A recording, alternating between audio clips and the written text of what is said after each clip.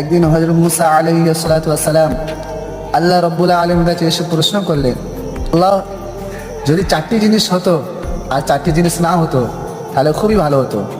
তো নাম্বার 1, যদি জীবন হতো মৃত্যু না হতো। নাম্বার 2, যদি জান্নাত হতো জাহান্নাম না হতো। নাম্বার 3, যদি সুস্থতা হতো অসুস্থতা না হতো। নাম্বার 4, ধনী হতো গরিব না হতো। সঙ্গে সঙ্গে এক গাইবি থেকে আওয়াজ এলো যে আল্লাহ রাব্বুল আলামিন বলছেন, হে মুসা, যদি মৃত্যু না থাকতো তাহলে বান্দার সাথে আমার সাক্ষাৎ হতো না। নাম্বার 2, যদি জাহান্নাম না থাকতো বান্দা আমার আযাবকে ভয় করতো না কেউ।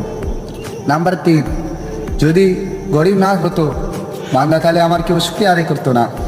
নাম্বার 4, যদি অসুস্থতা না থাকতো তাহলে কোনো বান্দা আমার অনুসরণ করতো না।